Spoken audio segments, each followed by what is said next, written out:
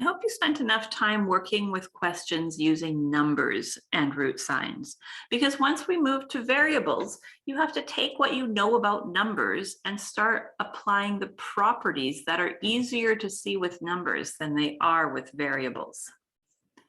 So remember, we talked about the exponent laws. We said that if you're raising a power to a power, and of course we have x to the power of 1 here, you could multiply the exponents. So this is x squared. Well, if this is x1 all squared, then the square root of x squared must be simply x. What happens when we square x squared? We get x to the power of 4. So the square root of x to the power of 4 is x squared. If we square x cubed all squared, that means the square root of x to the power of 6 is x cubed. I hope you see that relationship between those two columns. What's important here is that we can come up with a rule.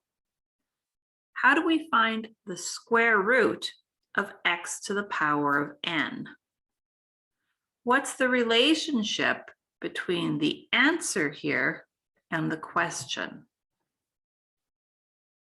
Well, I hope you see when we are going from x squared to x to the power of 1, x to the power of 4, the square root gives us a 2, x to the power of 6, the square root gives us a 3. We're dividing the power by 2.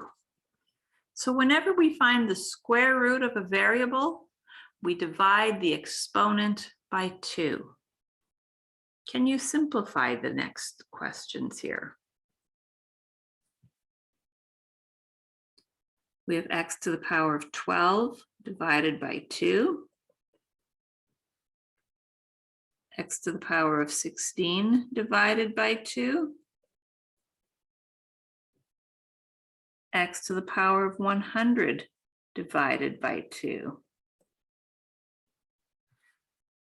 Now be careful, make sure your exponents actually look like exponents. I was looking at this one and thinking that doesn't look very good.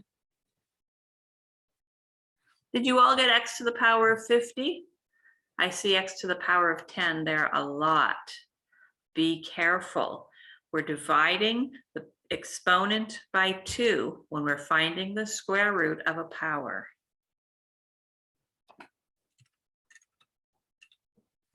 What if we're looking at cubes and cube roots?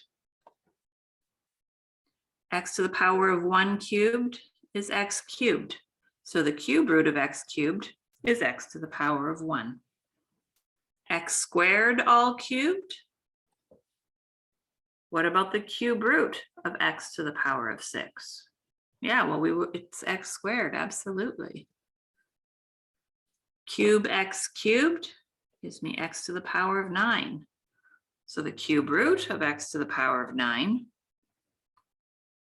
is x cubed. What's our rule for finding the cube root of any power? Do you notice that we're dividing by 3? 3 divided by 3 gives us 1. 6 divided by 3 gave us 2. 9 divided by 3 gave us 3. So our rule here is x to the power of n divided by 3. In fact, we can come up with a rule for any index and any power.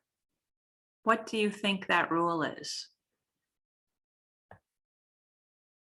X to the power of n divided by m. We're dividing the exponent by the index.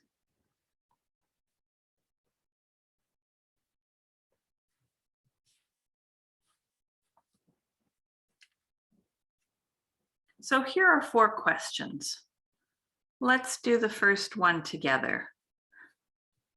You see the index is 2, so we know we have to divide our exponent by the index.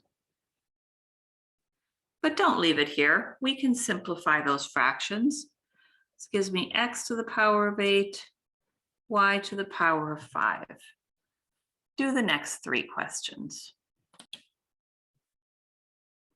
Now, I know a lot of you skip this step. You don't want to write the exponent divided by the index, but you should. When you go back later to revise, if you haven't worked on this for a few weeks, if you haven't followed my rule of practice till you can't get it wrong, you're going to forget how you got the answer. So this step is useful in your notes. You use this step until you absolutely don't need it any longer.